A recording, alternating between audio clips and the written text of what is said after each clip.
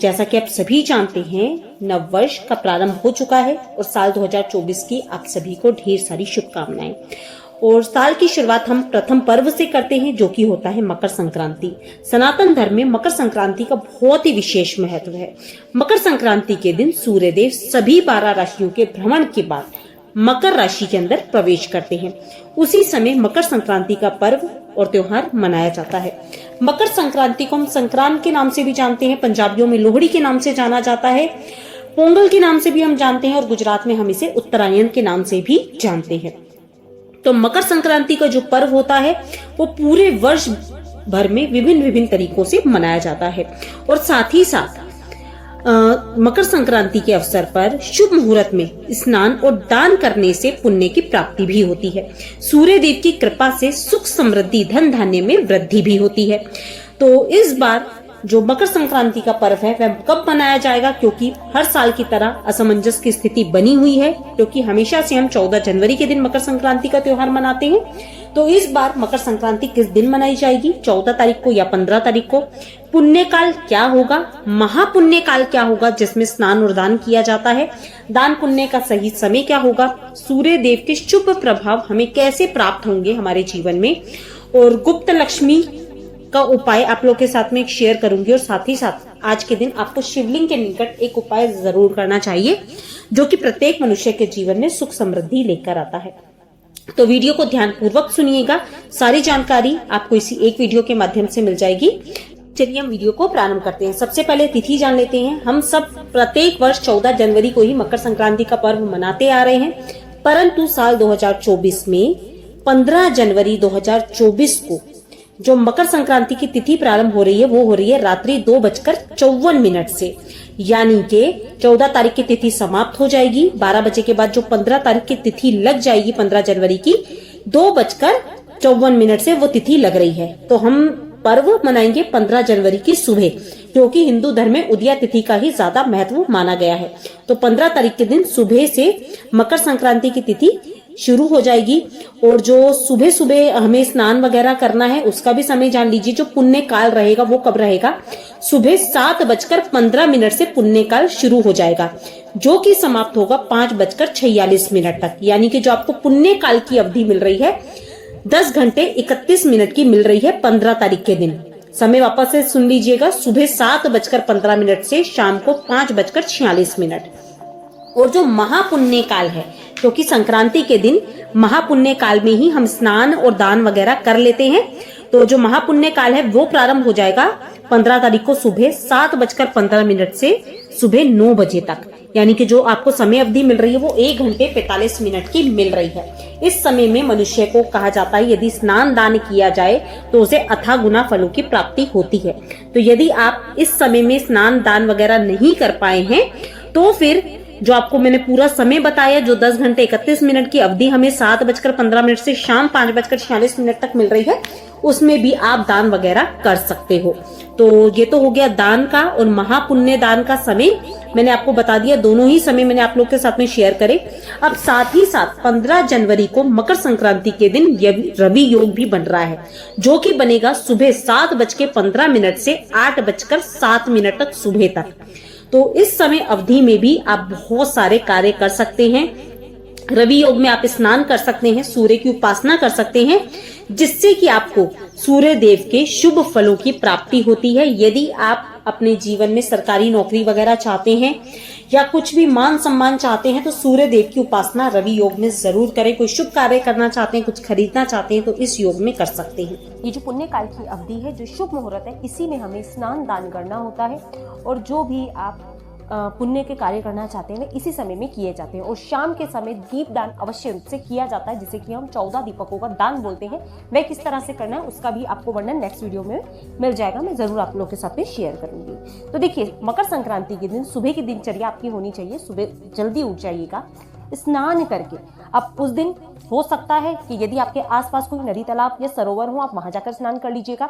और यदि देखिए सभी के लिए यह चीज संभव नहीं है, क्योंकि हम लोग शहरों में रहते हैं, तो आपको आज के दिन विशेष रूप से बाल्टी में पहले गंगा जल डालना है, उसके बाद जल भरना है और उसके बाद आपको थोड़े से काले तिल मिलाकर आज के दिन उससे स्नान करना है।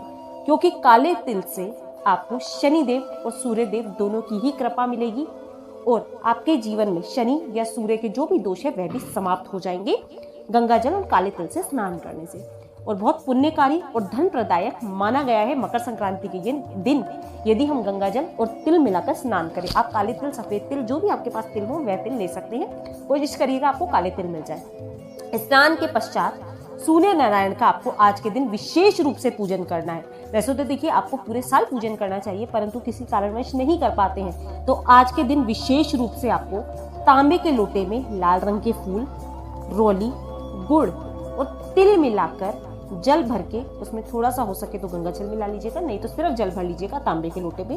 ये सारी सामग्री डालकर आपको आज के दिन सूर्य देव को विशेष रूप से अर्घ देना है। पूर्व दिशा में मुख करके खड़े हो जाइए और ओम सूर्याय नमः, ओम आदित्याय नमः, सूर्य देव का जो भी मंत्र आपको आता हो उस मंत्र से आपको सूर्य देव को अर्घ आज के दिन जरूर देना है।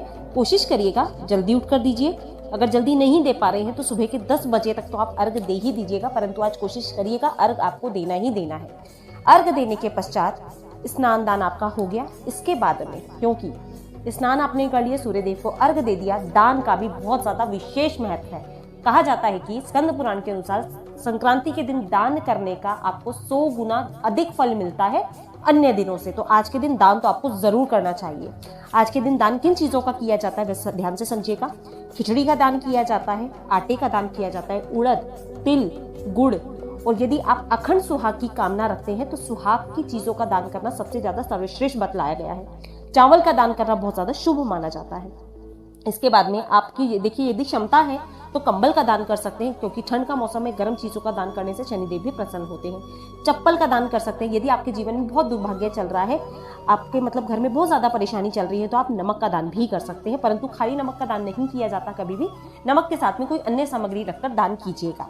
इसके बाद में शनि की यदि आपके ऊपर खराब दशा चल रही है, शनि दोष से आप परेशान हैं, तो उड़द काले जो होते हैं उसका दान कर सकते हैं, काले तिल का दान कर सकते हैं, सरसों के तेल का दान कर सकते हैं, काले कपड़ों का दान कर सकते हैं। और यदि आप सूर्य देव को बलवान बनाना चाहते हैं, सूर्य देव को प्रबल करना चाहते हैं अपने जीवन में, और आप एक समाज में नाम चाहते हैं, आप नौकरी की तलाश में घूम रहे हैं, या कुछ ऐसे आपके कार्य नहीं बन रहे हैं, या आपको मान सम्मान नहीं मिल रहा है, नौकरी नहीं मिल रही है, बहुत सारी आपके जीवन में ऐसी समस्याएं चल रही है जो सूर्य देव की कृपा से ठीक हो सकती है, तो आज के दिन आपको सूर्य को अर्घ देने के साथ साथ गुड़ का भी दान अवश्य रूप से करना चाहिए। इसके बाद आपको एक बहुत जो विशेष कार्य है वो जरूर करना चाहिए। ब्राह्मण देवता को आज के दिन गुड़ का दान करने के साथ साथ उन्हें तिल का दान करें, और हो सके तो उड़द के साथ में जो खिचड़ी होती है चावल की, आप उसका दान कर सकते हैं। यथासंभव हो सकता है तो एक ब्राह्मण को आज के दिन आपको भोजन अवश्य रूप से करवाना चाहिए, या फिर गरीब व्यक्तियों में जाके इन सब चीजों को जरूर बांटना चाहिए।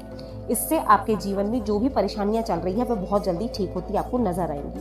आज के दिन भूल से भी तामसिक भोजन को हाथ नहीं लगाना है, मांस मदिरा का सेवन नहीं करना चाहिए, किसी का अपमान नहीं करना चाहिए। यथासंभव आपसे 1 रुपए भी अगर किसी को दान देते बने ना तो आपको वो जरूर देना चाहिए। 1 कटोरी आटा ही आप दान दे जरूर दीजिएगा यदि आपका कोई भी कुछ कार्य करने की क्षमता नहीं है। तिल का दान तो आज के दिन सर्वश्रेष्ठ बतलाया गया है। और स्कंद पुराण में जो दान का वर्णन मिलता है वह ये है कि इसका आज के दिन बहुत ज्यादा विशेष महत्व है। वो क्यों है वह पहले ध्यान से समझिएगा, और शिवलिंग के पास में आपको कौन सा उपाय करना है वह भी जानिएगा, जिससे आपके जीवन में कभी भी अन्न धन की कमी नहीं होगी।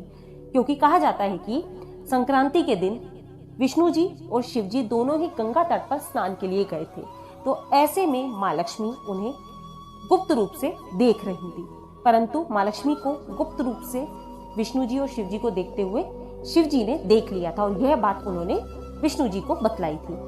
तो इस पर शिव जी लक्ष्मी जी के पास जाते हैं और उनसे यह वरदान उन्हें देते हैं कि जिस तरह से माँ लक्ष्मी आपने हमारे गुप्त रूप से दर्शन करे हैं, आपको गुप्त लक्ष्मी का नाम आज से मैं प्रदान करता हूँ, और जो भी व्यक्ति संक्रांति के दिन गुप्त लक्ष्मी का दान करता है उसके जीवन में कभी भी धन धान्य की कमी नहीं होती, आरोग्यता बनी रहती है, और सुख समृद्धि की कमी उसके जीवन में कभी भी नहीं होती।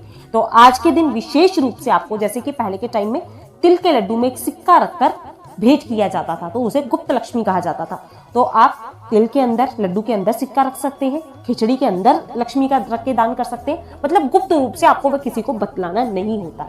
और जो शिवलिंग के पास में आपको एक उपाय करना है वो ये है कि 1 कटोरी में काले तिल भर लीजिएगा। काले तिल जब आप भरेंगे उसके नीचे, मतलब आपको छुपा के उसके अंदर एक 10 का सिक्का और एक 1 का सिक्का, मतलब 11 रुपए आपको तिल्ली के अंदर रख देने हैं और ये गुप्त दान आपको किसी भी शिवलिंग के पास जाके आपको करना है। मंदिर में कटोरी समेत आप छोड़कर आ जाइएगा। तो आप वही बर्तन लीजिए जो आप मंदिर में छोड़ सकते हैं, ठीक है।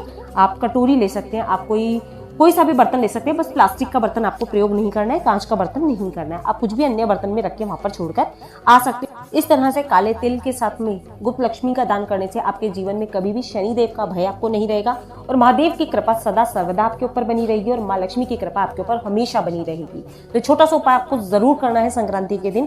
तो आशा करती हूँ आपको सारी जानकारी अच्छी लगी होगी, समझ में आई होगी। वीडियो यदि अच्छा लगा हो तो चैनल को सब्सक्राइब जरूर करिएगा, वीडियो को लाइक